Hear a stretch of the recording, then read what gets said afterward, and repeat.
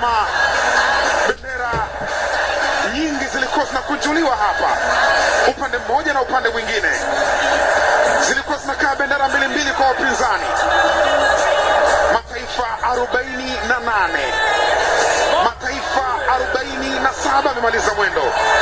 Ni Hispania, La Roja ndio machampion, wanakabidhiwa medali zao kama mabingwa.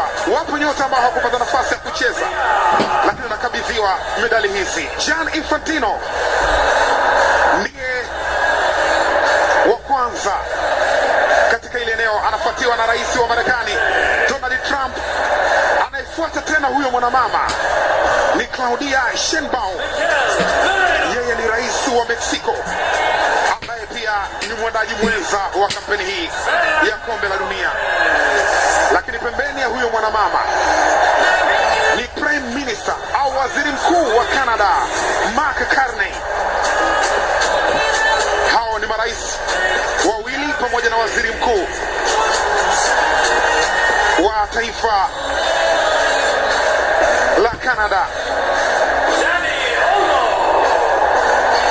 Ni viongozi wakubwa, kuanzia Gianni Infantino kwenye mpira wa miguu ndio mwenye FIFA, lakini ni viongozi wakubwa katika mataifa yao watatu. Kwa mara ya kwanza kombe la dunia limeshuhudia mataifa matatu yakiandaa, na yote yameandaa kwa ustandard, kwa daraja la juu kabisa, huku finali zikianza Estadio Azteca kule Mexico City, na hatimaye inakwenda kuishia New York, New Jersey.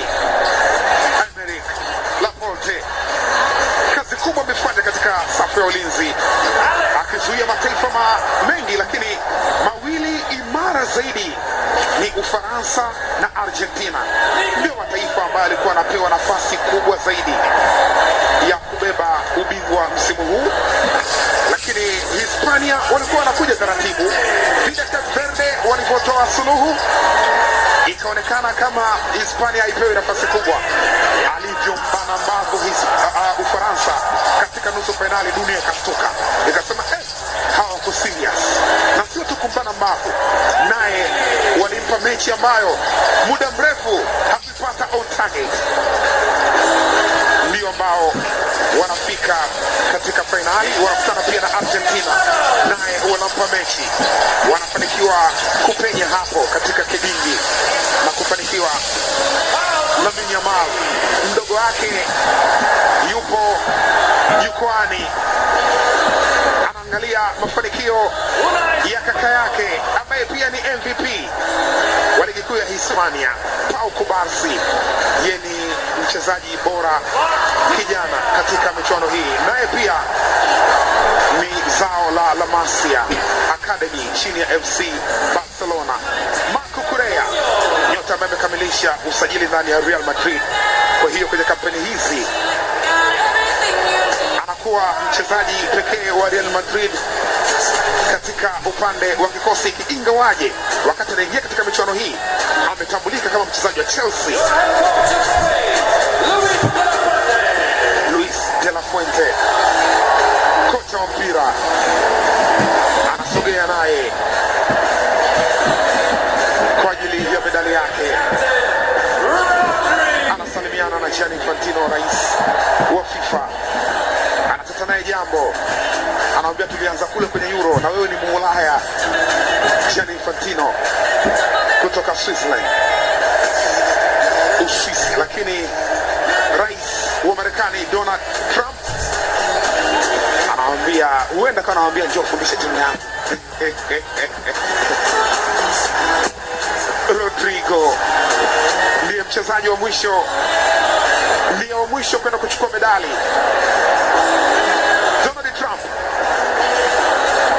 anachagiza pale maneno mawili matatu, anasalimiana na Claudia Sheinbaum, rais wa Mexico, lakini pia amesalimiana na Mark Carney, waziri mkuu wa Canada, na viongozi wengine mbalimbali.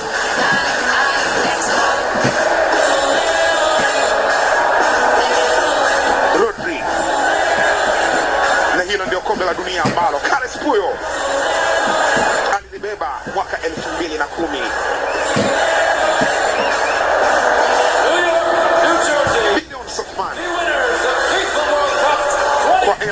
Tanzania. Ndio thamani ya kombe hili, na Rodri amekabidhiwa, naambiwa sasa